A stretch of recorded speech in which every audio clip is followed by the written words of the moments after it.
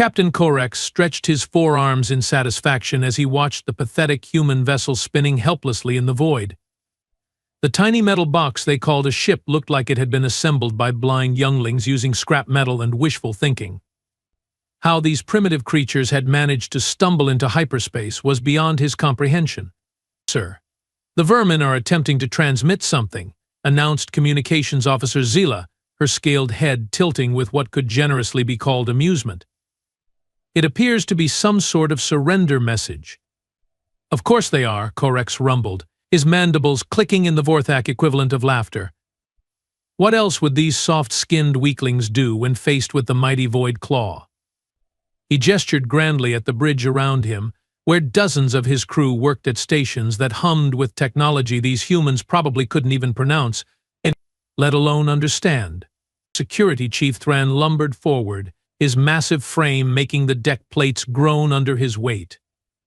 "Captain, should we simply vaporize them and be done with it? Their ship is worth less than the energy it would take to destroy it." "Patience, Thran," Korex said, waving a dismissive hand. "The Council has been curious about these, what do they call themselves? Humans? Yes, humans.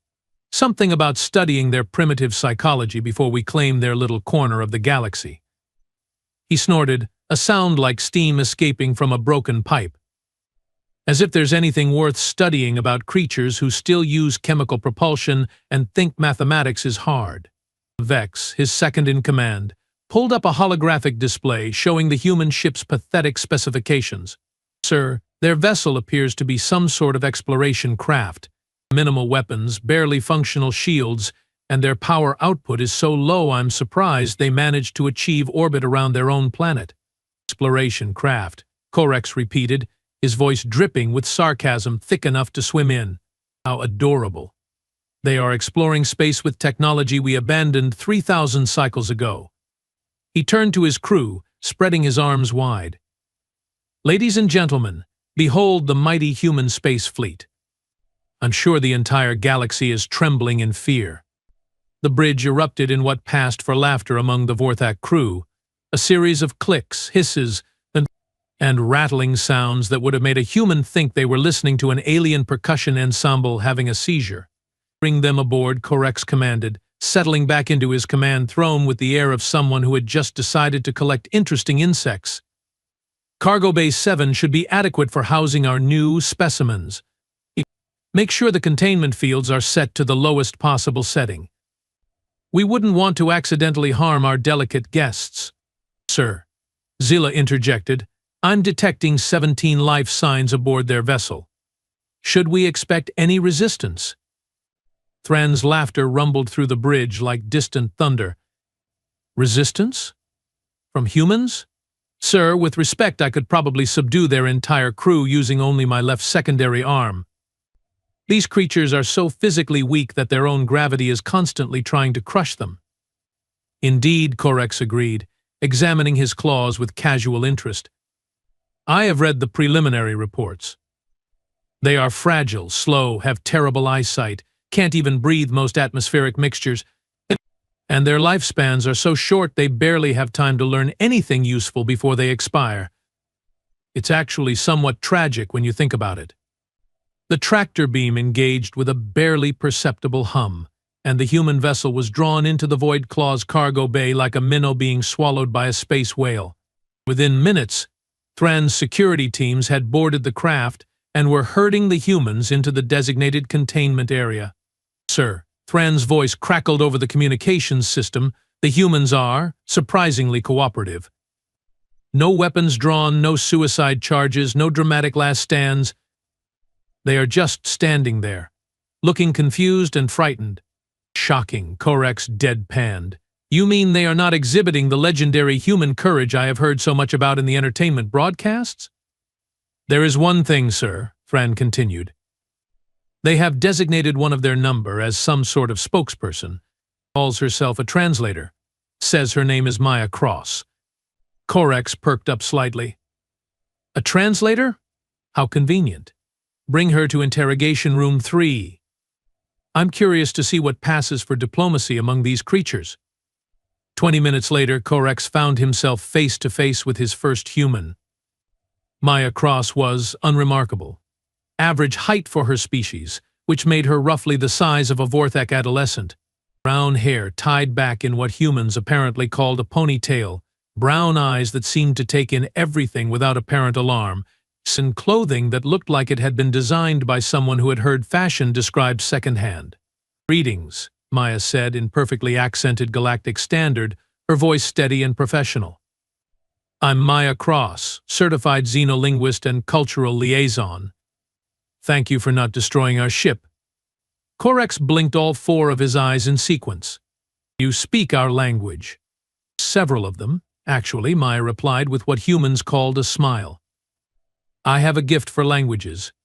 It's why I'm here, to facilitate communication between our species." She paused, tilting her head slightly. "I hope we can resolve this situation peacefully. My crew and I are just explorers and researchers. We mean no harm." "No harm," Korex repeated slowly, as if tasting the words. How refreshing. "Do you know what we do to species that mean no harm, Miss Cross?" "I imagine you study them, learn from them, and hopefully find ways to coexist beneficially," Maya responded without missing a beat. "That's what any advanced civilization would do." X, who had been observing from the corner, stepped forward. "Sir, she seems surprisingly well informed about galactic protocols.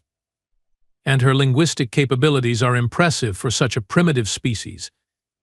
"Oh, I wouldn't say we are that primitive," Maya said pleasantly. "We are just young. Everyone has to start somewhere, right?" She looked around the interrogation room with apparent curiosity rather than fear. "This is fascinating technology. The molecular binding in these walls is incredibly sophisticated." Korex found himself oddly off balance. He had expected terror, pleading, perhaps some pathetic attempt at bribery. Instead, he was looking at a creature who seemed genuinely interested in having a conversation about architecture. "Tell me, Miss Cross," he said, leaning back in his chair, "what exactly do you think is going to happen to you and your crew?" Maya considered this for a moment. "Well, I hope you will allow us to learn from each other. Your technology is obviously far more advanced than ours, and we have a lot to offer in terms of cultural exchange, linguistic diversity, even perhaps some unique perspectives on problem solving." "Problem solving," Thran snorted from his position by the door. "What problems could a species that hasn't even mastered faster than light travel possibly solve for us?" "Oh, you'd be surprised," Maya said, her smile never wavering. "Sometimes fresh perspectives can be quite valuable. Sometimes the most obvious solutions are the ones you overlook when you are too close to a problem." Korex studied her carefully. There was something about this human that didn't quite fit the profile he'd been given. She was too calm, too confident, too comfortable. Most species, when faced with capture by a superior force, exhibited clear signs of stress. This Maya Cross seemed like she was attending a particularly interesting academic conference. "Very well," he said finally. "You claim to be a translator. We will put that to the test. Your crew will need someone to communicate their needs, and we will need someone to relay our instructions. Consider yourself appointed as liaison between your people and mine." "I'd be honored," Maya replied. "When would you like me to begin?" "Immediately. Thran will escort you back to your people. You will have 15 minutes to explain their situation to them." As Maya was led out, Vex moved closer to Korex's chair. "Sir, something feels unusual about that one." "How so?" "I have interrogated hundreds of species over the years. They all react the same way when captured. Fear, anger, desperation, attempts at negotiation. This human, she acted like she was expecting this." Korex waved dismissively. "You are reading too much into it. She's probably just in shock. These primitive minds sometimes shut down when faced with situations beyond their comprehension." He stood, stretching again. "Besides, what possible threat could one small human translator pose to a ship full of Vorthak warriors?" "Of course, sir. You are right." But as they watched the security feed showing Maya walking calmly toward the cargo bay where her fellow humans waited, Vex couldn't shake the feeling that Captain Corex might be making the first serious mistake of his career. After all, sometimes the most dangerous predators were the ones that looked the most harmless. The next morning, if you could call the artificial lighting cycles on a warship morning, Corex found himself in the unusual position of looking forward to meeting with a prisoner. Not because he expected any valuable intelligence from the humans, mind you, but because Maya Cross had proven to be unexpectedly entertaining. "Sir," Zila announced over the comm system, "the human translator has been brought to conference room 5 as requested." "Excellent," Corex replied, making his way through the corridors with something approaching enthusiasm. "And her fellow humans?"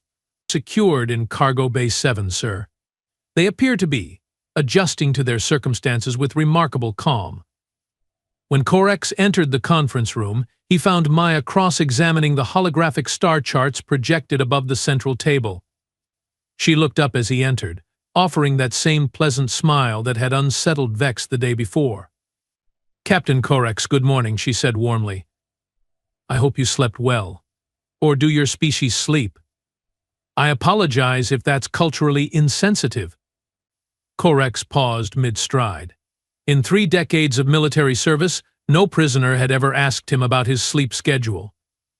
"We rest, yes. 4 hours of meditation cycles. Thank you for asking." "Fascinating," Maya said, and she actually sounded like she meant it. "The holographic displays are incredible, by the way. The resolution must be in the terahertz range. We are still working with primitive light-based projections." "You understand holographic technology?" Corex found himself asking. "Basics, certainly. I studied applied physics before specializing in xenolinguistics." Maya gestured to the star chart. "Is this the local sector? I recognize some of the stellar formations from our navigation data." Corex realized he was having a conversation instead of conducting an interrogation. This was not how these sessions typically went. "Miss Cross, let me be direct. We need you to translate for your crew. Explain to them that cooperation will make their situation more comfortable." Of course, Maya nodded agreeably. "Though I should mention, most of my crew speaks at least basic galactic standard. We are explorers, after all. Languages are rather essential to our work." "Then why do they need a translator?" Maya's smile took on a slightly apologetic quality. "Well, they are scientists and engineers, not diplomats. They tend to be direct in their communication style. Sometimes what they say and what they mean can be quite different things. Cultural context matters enormously in effective communication." 20 minutes later, Corex found himself accompanying Maya to Cargo Bay 7. The sight that greeted him was not what he had expected. The 17 humans had organized themselves with military efficiency. Their sleeping areas were arranged in precise rows. They had established what appeared to be duty rotations, and several of them were conducting what looked suspiciously like calisthenics exercises. Attention called out a tall man with graying hair as Maya entered, a liaison on deck. The humans immediately formed a loose formation, standing at what Corex recognized as a military attention stance. "At ease, everyone," Maya said casually. "This is Captain Corex. He'd like to discuss our situation." A woman with short red hair stepped forward. "Dr. Lisa Park, ship's physician." "Captain, I need to know about our medical accommodations. Do you have facilities that can handle human physiology?" Before Corex could answer, a younger man with an engineer's insignia spoke up. "Marcus Webb, chief engineer. I'm curious about your power distribution systems. The efficiency ratings on this ship are impressive." "Alex Stone, geologist," announced another. "The metallurgy in your hull construction is fascinating. What's the base alloy composition?" Corex looked around in bewilderment as more humans introduced themselves with professional courtesy that belonged in a university conference, not a prison camp. "Are you all scientists?" "Mostly," Maya confirmed cheerfully. "Dr. Park handles medical and biological research. Marcus manages our engineering projects. Alex studies planetary geology and mineral composition. And we have 2 astrophysicists, 3 xenobotanists, 4 cultural anthropologists, and 2 computer specialists. What about military personnel? Korex asked, though he was beginning to suspect he knew the answer. Oh, we are civilian researchers, Maya replied. Though most of us have basic defense training, of course. Standard protocol for deep space exploration. Can't be too careful out there. Security Chief Thran, who had been observing silently, stepped closer to Korex. Sir, these humans are unusually organized for civilians. We are scientists, Dr. Park interjected with a slight smile. Organization is rather essential to our survival, both in space and in research. Indeed, Maya added, we are quite accustomed to working together under stressful conditions. Long-duration space missions require exceptional teamwork and coordination. Over the next hour, Korex watched in growing amazement as Maya facilitated discussions between his crew and the human prisoners. She translated not just words, but cultural concepts, technical terminology, and even emotional nuances that prevented misunderstandings. When Engineer Webb asked about the ship's waste processing systems, Maya explained it as professional curiosity about sustainable life support technologies. When Dr. Park inquired about Vorthak dietary requirements, Maya framed it as medical research into interspecies compatibility. Even more surprisingly, the humans were genuinely helpful. Dr. Park offered to assist with any medical issues among the Vorthak crew. Webb provided technical insights about human engineering approaches that actually impressed the alien engineers. The xenobotanists shared data about plant species they had discovered that could be valuable for terraforming projects. Sir, Vex murmured privately to Korex as they observed the interactions. They are making themselves indispensable. How do you mean? Look around. Half our engineering staff is discussing propulsion efficiency with their engineer. Our medical bay has invited their doctor for a consultation about a rare condition affecting our outer system colonies. They are not acting like prisoners, they are acting like visiting colleagues. Korex frowned, studying the scene. Maya was now helping communications officer Zila understand some nuance of human linguistic patterns, while Dr. Park was examining holographic medical displays with obvious expertise and making suggestions that had the Vorthak medical staff taking notes. Maya, Korex called out, "A word, please."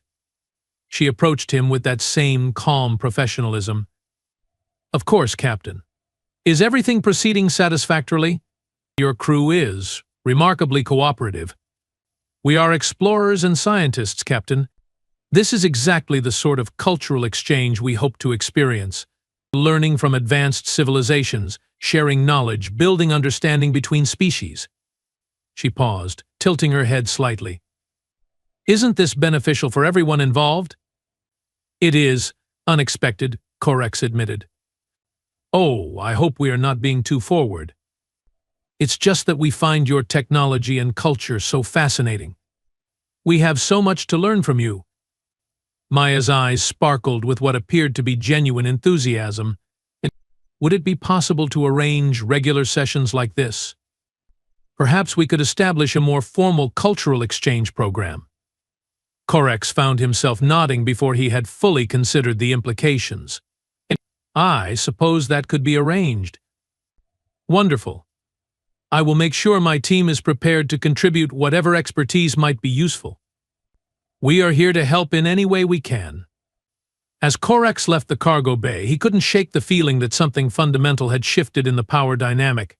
Somehow, his prisoners had managed to make themselves welcome guests, and Maya Cross, their humble translator, was orchestrating the entire transformation with the skill of a master diplomat. 3 days into what had become the most unusual prisoner management situation in Vorthak military history, Korex began to notice things that made his scales itch with unease.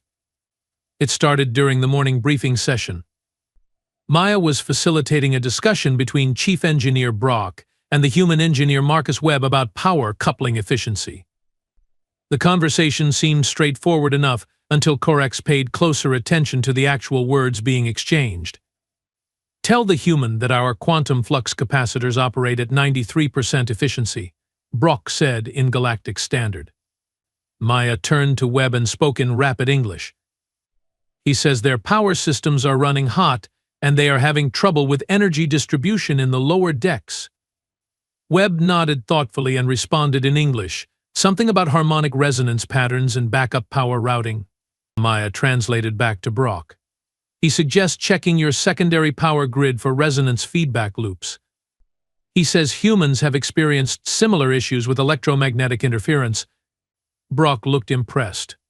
Fascinating. Yes, we have been experiencing some minor fluctuations in grid section 7. Korex frowned. His English was admittedly limited, but he was fairly certain Webb had not mentioned electromagnetic interference. In fact, the human's response had sounded more like a series of technical specifications than troubleshooting advice. Later that morning, he observed Maya translating for Dr. Park during a medical consultation with the ship's physician, Dr. Kelm. "I need to know about their reproductive cycles," Dr. Kelm stated, "for proper biological quarantine procedures." Maya spoke to Dr. Park, who responded with what sounded like a detailed medical explanation involving hormones and cellular structures. "She says humans reproduce seasonally, with a gestation period of 9 months, Maya translated. "She's offering to provide detailed biological scans to help with quarantine protocols." Again, Korex felt that nagging sensation that something was not quite right. Dr. Park's response had been much longer and more complex than Maya's translation suggested. But it was during the afternoon cultural exchange session that Korex first realized how wrong things had gone. He was observing from the security booth overlooking Cargo Bay 7 when he noticed the humans' behavior patterns. At first glance, they appeared to be engaged in normal prisoner activities, reading data tablets, conducting exercise routines, playing games. But when he watched more carefully, something became apparent. They were moving in patterns. Dr. Park would walk from her sleeping area to the water dispenser. 3 minutes later, Marcus Webb would follow the exact same path. 2 minutes after that, Alex Stone would make the same journey. It looked casual, random even, but the timing was too precise. Zilla, Korex called over the comm. "Are you monitoring the human communications in Cargo Bay 7? "Yes, sir. They engage in normal conversation throughout the day. Nothing suspicious. Play back the audio from the last hour." As Korex listened to the playback, his unease grew. The conversations were perfectly normal. Discussions about scientific theories, complaints about the food, jokes about their situation. But underneath the casual chatter, he began to detect something else.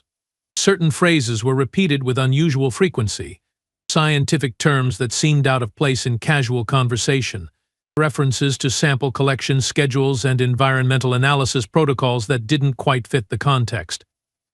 "Zila, do you speak English?" "Basic conversational level, sir." "Does anything about their speech patterns seem unusual to you?" There was a pause as Zila reviewed the recordings. "Sir, they use an unusually high number of technical terms for casual conversation, and they seem to reference specific numbers quite frequently. Grid coordinates, time measurements, equipment specifications." Korex felt his mandibles click nervously. "What kind of numbers?" 17, 7, 12, 4. These sequences appear repeatedly in different contexts throughout their conversations. Bring Maya across to interrogation room 3. Now. 20 minutes later, Maya entered the room with her usual pleasant demeanor. "Good afternoon, Captain. How can I help you today?" "Miss Cross, I have been observing your translation work. Very impressive." "Thank you. I do try to facilitate clear communication between our species." "Indeed. Tell me, when Engineer Webb was discussing power systems yesterday, did he actually mention electromagnetic interference?" Maya's expression didn't change, but Korex noticed the slightest pause before she answered. "He discussed several potential causes for power fluctuations. Electromagnetic interference was among the possibilities he suggested." "I see." And when Dr. Park was explaining human reproductive cycles, her actual response was much longer than your translation indicated. "What did she really say?" Another barely perceptible pause. She provided additional medical details that I felt might be too technical for general discussion. I summarized the key points for clarity. Korex leaned forward in his chair. Maya, are you translating accurately? Of course, Captain. Accurate communication is essential for mutual understanding. Then explain to me why your people are using scientific terminology in casual conversation at frequencies that would make a computer programmer suspicious. This time, the pause was longer. Maya's smile remained perfectly in place, but something shifted behind her eyes. I'm not sure I understand your concern, Captain. Scientists tend to speak in scientific terms. It's rather unavoidable when you spend your life surrounded by technical concepts. 17, 7, 12, 4, Korex said, watching her face carefully. These numbers appear in your crew's conversations with remarkable frequency. Take care to explain why. Maya tilted her head with apparent confusion. I'm sorry, Captain, but I don't track number sequences in casual conversation. Perhaps you are seeing patterns that aren't actually there? Humans are quite prone to that sort of thing. But Korex was watching her hands now, and he noticed that when he had recited the number sequence, her fingers had moved in a subtle pattern against her leg. 4 quick taps, followed by 2, then 3, then 1. Security Chief Thran to Interrogation Room 3. Immediately, Korex spoke into his comm. Is everything all right, Captain? Maya asked, and for the first time her voice carried the slightest edge of concern. Oh, I'm sure everything is fine, Korex replied, his tone dripping with sarcasm that could have corroded hull plating. I'm just beginning to suspect that you are not quite the harmless translator you pretend to be. When Thran arrived, Korex gestured to Maya. I want her isolated from the other humans. Different bay, no communication access. Sir? Thran looked confused. Has she done something wrong? That, my dear Thran, is exactly what I intend to find out. Korex stood, towering over Maya's seated form. Because I have the strangest feeling that our cooperative little scientist has been playing a very different game than the one we thought we were watching. Maya Cross stood gracefully, her hands clasped behind her back in a posture that Korex now realized looked suspiciously like a military stance. Hey, Captain, she said, her voice still pleasant but somehow different now. I think you might be making a mistake. Oh, Miss Cross, Korex replied, his mandibles clicking with grim satisfaction. I think the mistake was made 3 days ago when I underestimated exactly what kind of translator you really are. As Thran escorted Maya from the room, Korex noticed that her fingers were still moving in those subtle patterns. Even under escort, even caught in whatever deception she had been running, she was still communicating. The question was no longer whether Maya Cross was more than she seemed. The question was what she had been telling her people all along, and whether it was already too late to stop whatever she had set in motion. Isolation, as it turned out, did not make Maya Cross any less problematic. Sir, Vex reported to Korex the following morning, his voice carrying an edge of frustration that was highly unusual for the normally composed second-in-command. We have placed the human translator in Detention Bay 4 as ordered. And? She's been helpful. Korex paused in his review of duty rosters. Helpful how? She's been offering suggestions to the guards about optimal patrol routes. She's provided technical advice about the detention bay's environmental controls.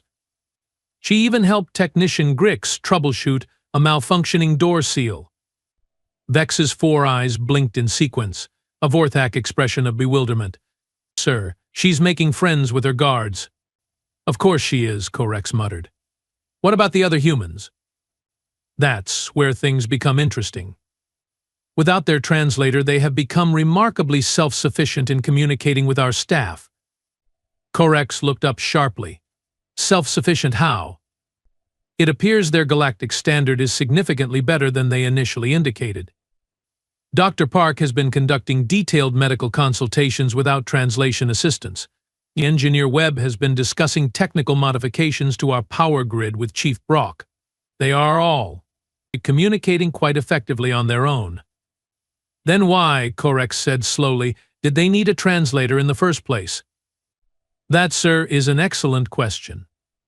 The answer to that question became more disturbing as the day progressed. Communications officer Zila discovered that the humans had somehow accessed the ship's general information network. They claim it was accidental, she reported during the afternoon briefing.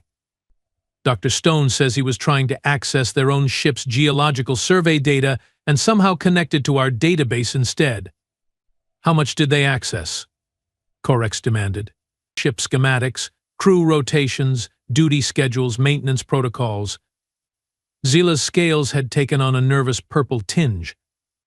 Essentially, they now know more about our ship's operations than most of our junior officers. Security Chief Thran shifted uncomfortably in his chair. Sir, there's something else. We have had 3 minor equipment failures since yesterday.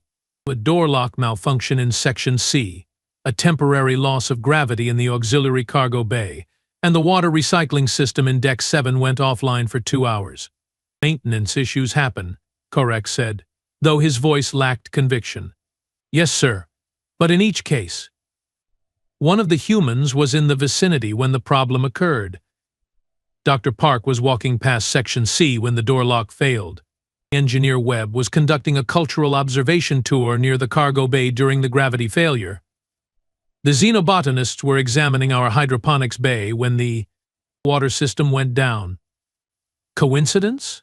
Vex suggested, though he sounded like he was trying to convince himself. Maybe, Thran replied grimly. But here's what's not a coincidence. In each case, the malfunction created a temporary gap in our security coverage. The door lock failure disabled sensors in a corridor for 30 minutes.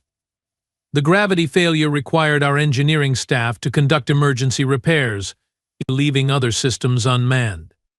The water system failure triggered automatic safety protocols that temporarily reduced monitoring in 3 different sections. Corex felt his mandibles click nervously. Are you suggesting the humans are sabotaging our ship? I'm suggesting that either we are experiencing the most conveniently timed equipment failures in military history, or our harmless researchers are significantly more capable than they appear. The intercom crackled to life.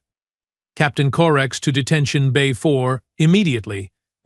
When Corex arrived at Maya's holding cell, he found her sitting calmly on the provided sleeping platform, reading a data tablet that she definitely should not have had access to.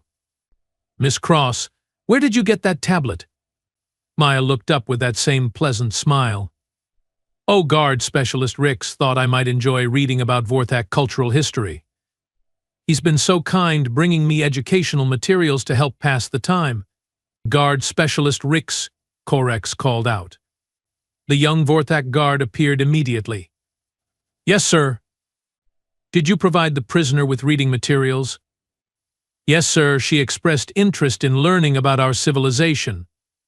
I thought it demonstrated positive cultural engagement. Corex examined the tablet's display. Maya had been reading detailed technical manuals about ship operations disguised as cultural documents. Rix, these are engineering specifications, not cultural materials. Sir? Rix looked genuinely confused. She told me she was interested in how our cultural values influenced our technological development. But I thought these texts demonstrated our engineering philosophy quite well. Maya smiled apologetically.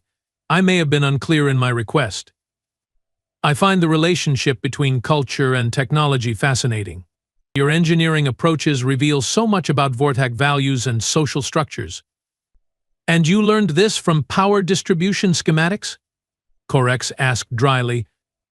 You'd be surprised how much cultural information you can derive from infrastructure design, Maya replied earnestly. For instance, your redundant safety systems suggest a species that values collective welfare over individual efficiency. Your maintenance protocols indicate a culture that prizes longevity and careful planning. Corex found himself momentarily speechless. Even caught red-handed with unauthorized technical information, Maya had managed to make it sound like an anthropological research project. Miss Cross, let me be very direct. Are you and your crew planning something? Planning something? Maya tilted her head with apparent confusion. Captain, we are prisoners on an alien vessel in the middle of space. What exactly could we be planning? That's what I intend to find out. But as Korex left the detention bay, he couldn't shake the feeling that Maya Cross had just answered his question very precisely. The problem was understanding what her answer actually meant. Meanwhile, in Cargo Bay 7, Dr. Park was explaining to the Vorthak medical staff how human physiology might react to various atmospheric conditions. Engineer Webb was discussing theoretical improvements to the ship's power efficiency with increasing technical sophistication. The xenobotanists were providing detailed advice about optimizing the hydroponic systems, and all of them were asking very specific questions about ship operations, crew schedules, and security protocols. Questions that, individually, seemed perfectly innocent, but when compiled together, painted a very detailed picture of exactly how to take control of a Vorthak warship. Korex was beginning to realize that Maya Cross had not been translating conversations between humans and aliens. She had been conducting mission briefings. The breakthrough came at 0347 hours, when Communications Officer Zila made a discovery that sent ice-cold dread coursing through Korex's circulatory system. "Sir," Zila's voice crackled over the emergency comm, "you need to get to the communications center immediately. I have decoded something."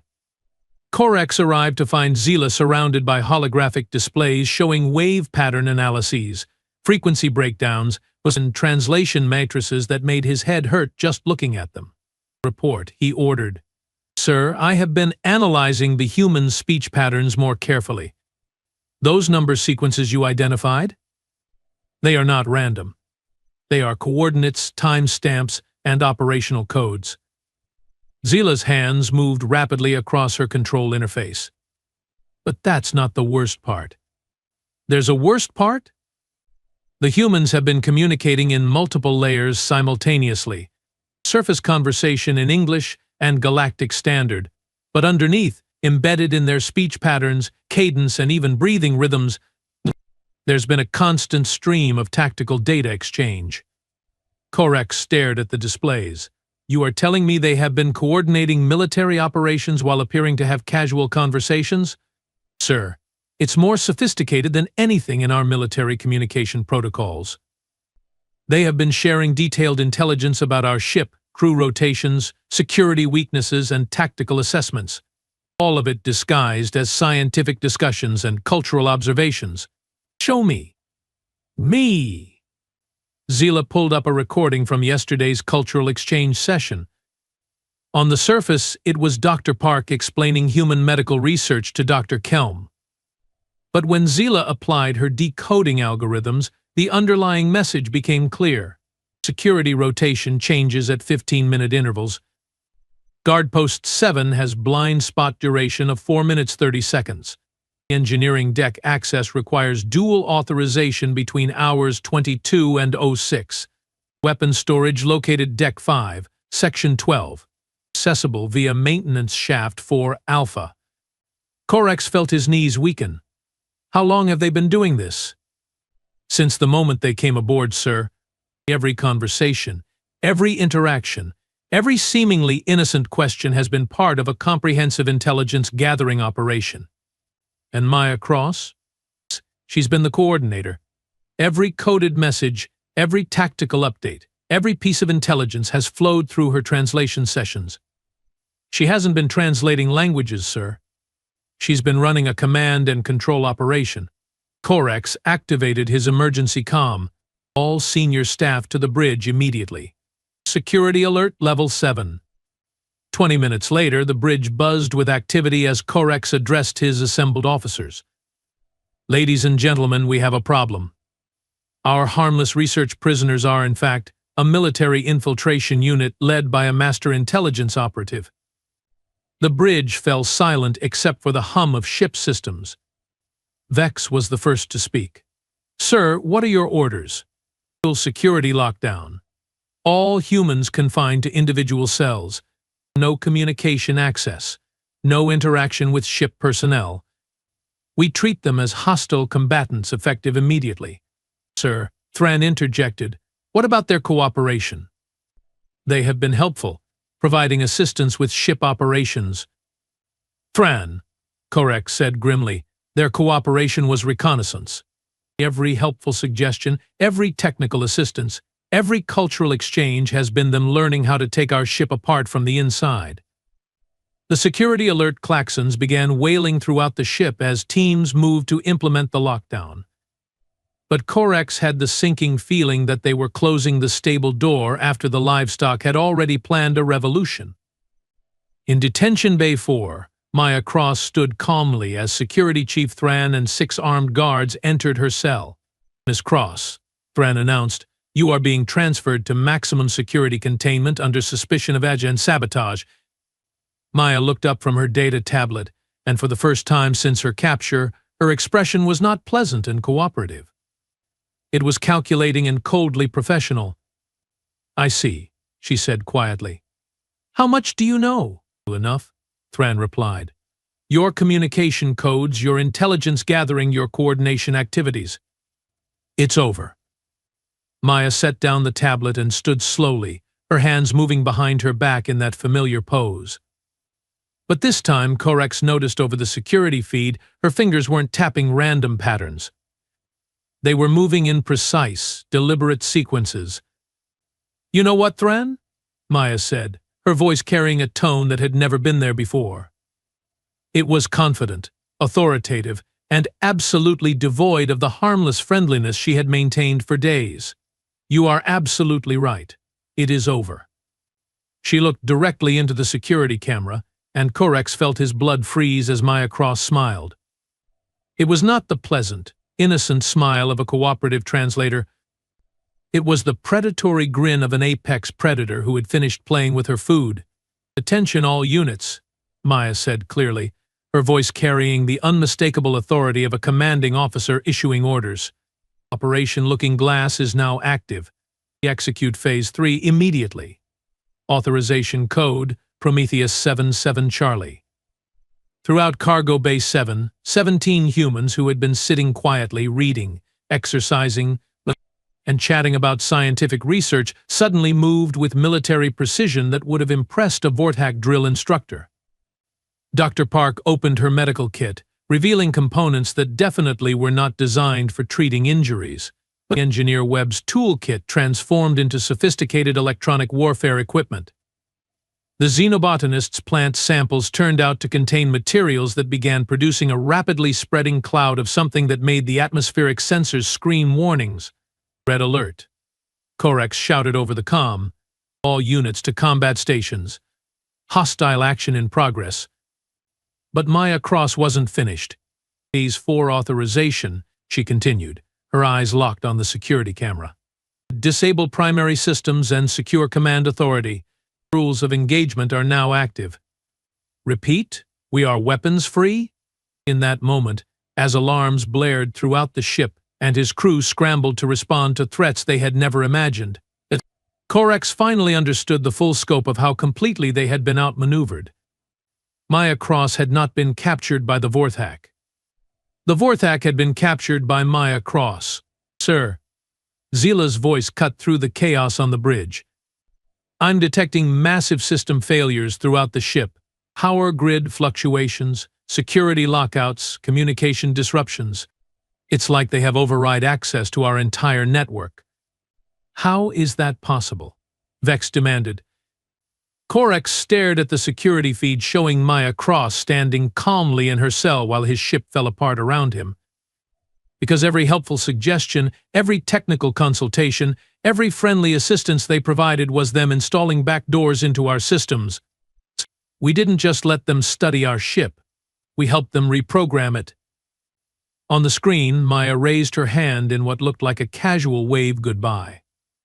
"Gentlemen," she said, her voice now broadcasting on every communication channel throughout the ship, "thank you for your hospitality. But I'm afraid checkout time has arrived." And with that, the lights went out. In the darkness that followed, Corex learned the terrifying difference between thinking you understand warfare and actually facing an enemy who had perfected it. Emergency lighting flickered on 3 seconds later, casting the bridge in an eerie red glow that made everything look like a scene from his worst nightmares. But the real nightmare was just beginning. Situation report. Corex barked, trying to maintain some semblance of command authority. Sir, we have lost primary power, secondary power, and backup power to 60% of the ship, Chief Engineer Brock reported, his voice tight with panic. But that's impossible. The humans are confined. They have no access to engineering controls. They had access to everything, Vex said grimly, studying the tactical displays that were still functioning. Every system they helped optimize, every efficiency improvement they suggested, every technical consultation they provided. They weren't helping us. They were installing remote access points. On the security feeds that remained active, Corex watched the human breakout unfold with the precision of a military operation that had been planned down to the microsecond. Dr. Park had somehow produced what appeared to be military-grade plasma cutters from her medical supplies. The containment field generator that had been holding them dissolved like sugar in acid rain. Engineer Webb was already at a wall panel, his fingers dancing across interfaces with the expertise of someone who had studied Vorthax systems for years, not days. How did they get plasma cutters past our security scans? Thran demanded over the comm. Sir, came the panicked voice of guard specialist Rix, I think their medical equipment was the plasma cutters. Dr. Park kept borrowing components from our medical bay, claiming she was building diagnostic tools compatible with human physiology. And of course, Corex muttered. And we helped her. The tactical display showed the humans moving through the ship with an efficiency that made Corex's elite military crew look like bumbling academy cadets. They weren't running randomly or fighting desperately. They were executing a coordinated operation with multiple objectives, precise timing, and what appeared to be perfect intelligence about ship layout and crew positions. Sir, Zila called out, I'm detecting unauthorized access to our communication systems. Someone is broadcasting on all frequencies. Maya Cross's voice filled the bridge, calm and professional. Attention Vorthax crew. This is Colonel Maya Cross, Terran Defense Force Special Operations Command. Your ship is now under human control. For your own safety, please remain in your current positions and await further instructions. Colonel? Corex repeated weakly. Their civilian translator is a colonel? Sir, Vex said, pulling up what little information they had on human military structures. According to their organizational charts, that's a senior command rank, the equivalent to our ship commander level. We captured a ship commander and thought she was a civilian translator, Corex said, the full scope of their mistake finally sinking in. What does that make the rest of them? His question was answered when the lights came back on. Throughout the ship, humans had taken control of key systems with the kind of tactical precision that spoke of extensive military training. Dr. Park wasn't just a physician, she was clearly a combat medic with advanced technical skills. Engineer Webb moved like someone accustomed to working under fire in hostile territory. The xenobotanists were deploying chemical agents with the expertise of warfare specialists. Sir, Fran's voice crackled over the comm, tight with something Corex had never heard from his security chief before, fear. The humans in Cargo Bay 7 have established a defensive perimeter using our own equipment. They have somehow converted our security barriers into tactical fortifications. And sir, they are armed. Armed how? We confiscated all their equipment. They are carrying weapons that definitely are not Vorthax standard issue. I think they manufactured them using components from throughout the ship. On the security feed, Corex watched Marcus Webb hand what looked like a sophisticated energy weapon to Alex Stone. The device had clearly been assembled from spare parts, but it hummed with the efficiency of professional military hardware. They built weapons from our garbage, Corex said numbly. Sir. Communications Officer Zila sounded genuinely terrified now. Colonel Cross is requesting to speak with you directly. She says it's regarding terms of surrender. Our surrender or theirs?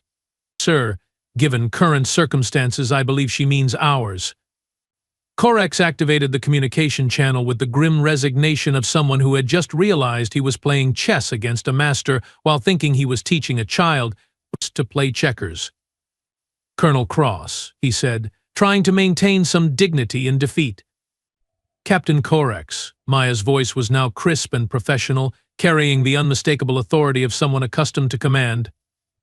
I want to thank you for your hospitality over the past few days. Your crew's cooperation has been invaluable in allowing us to complete our mission objectives. Mission objectives?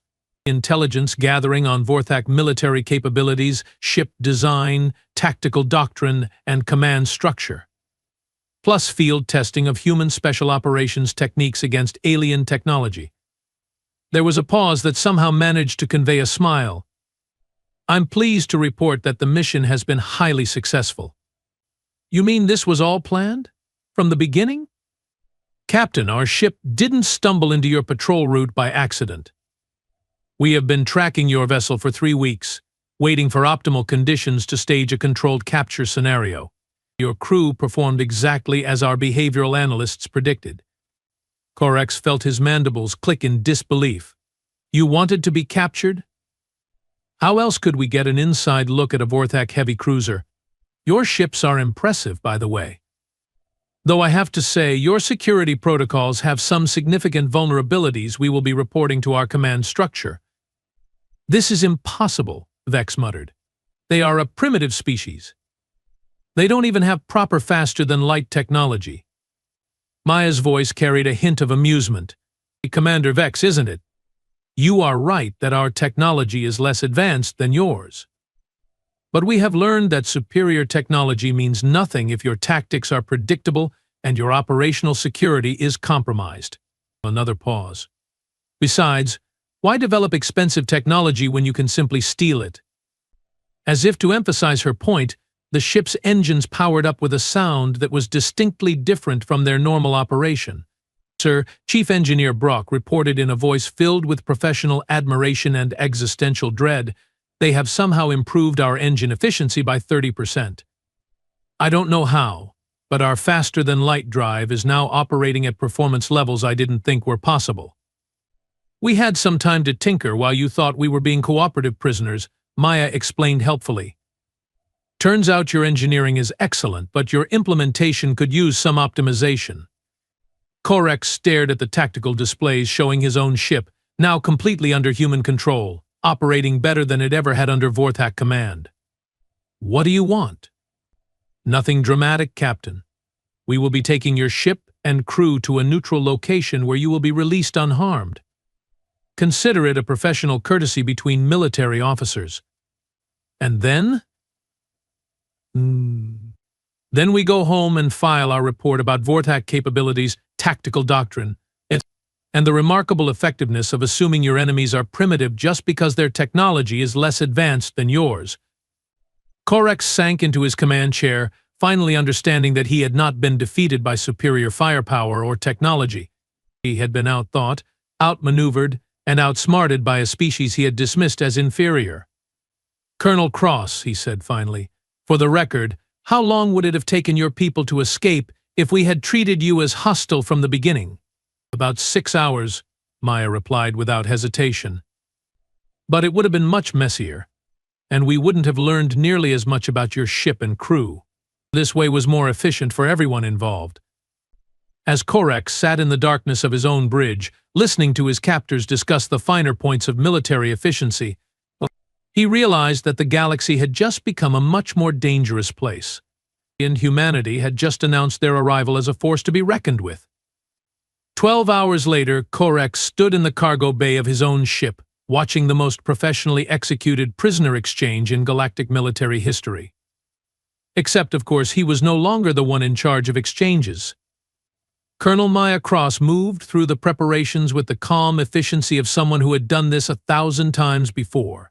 Her civilian research team had transformed into a military unit so competent that Korex was beginning to suspect they could have taken his ship using kitchen utensils and a strongly worded letter. Captain, Maya said, approaching him with a datapad in her hands, I wanted to personally oversee your transition back to command.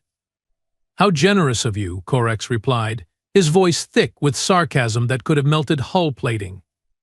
I have prepared a complete report of the modifications we made to your ship during our stay, she continued, either missing his tone entirely or choosing to ignore it. Your engine efficiency has been improved by 32%. Your life support systems are now operating at optimal capacity. and we have corrected several structural vulnerabilities in your hull design. Corex stared at her. You improved our ship while stealing it? Professional courtesy, Maya replied with that same pleasant smile she had worn while systematically dismantling their defenses. We are not pirates, Captain. We are intelligence operatives. There's a difference. What difference? Pirates would have kept your ship. We are giving it back. Dr. Park approached, carrying what appeared to be medical supplies. Captain Corex, I have prepared treatment protocols for 3 members of your crew who have chronic health conditions. Your medical bay was missing some essential diagnostic equipment, so I fabricated replacements using your engineering fabricators. You built medical equipment for us?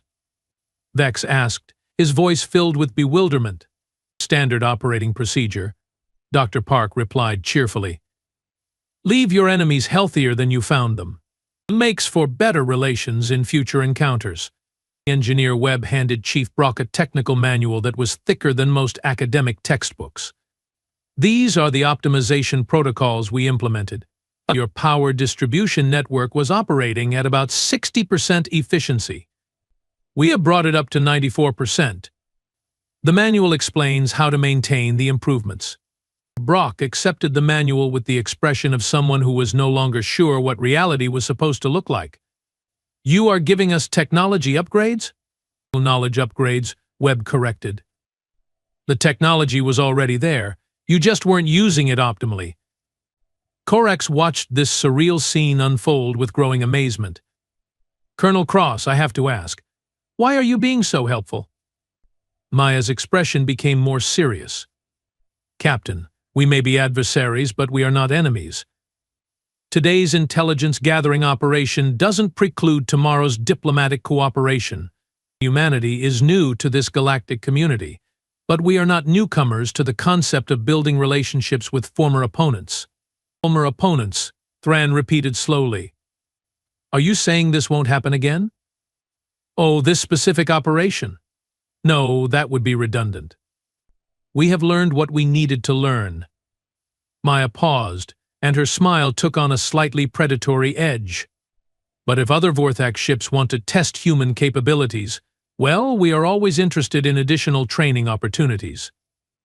The implications of that statement settled over the Vorthak crew like a cold fog. Colonel, Corex said carefully, exactly how many ships like yours are out there?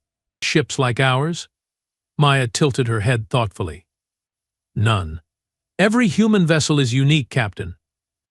We don't believe in standardization when it comes to special operations. That's not what I meant. I know what you meant. Maya's voice carried a hint of steel now. Let me put it this way, Captain. The ship you captured was designated as a training vessel.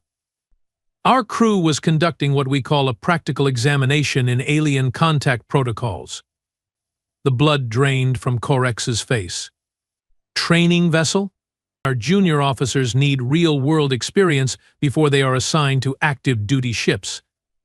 Maya checked something on her datapad. I'm pleased to report that everyone passed their examinations with exceptional marks. Vex stepped closer to Corex. Sir, if this was a training exercise, then their actual military units are significantly more capable, Corex finished numbly. Oh, much more capable, Maya confirmed cheerfully. But don't worry.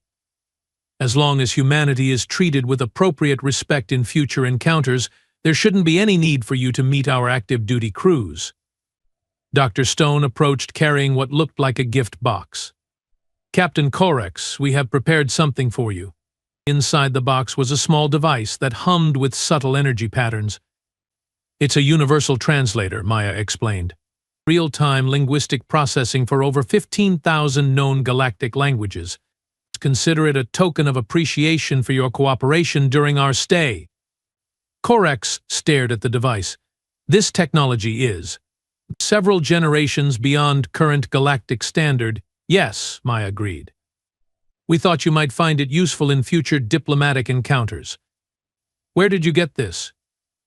We made it. Yesterday afternoon, Marcus was bored.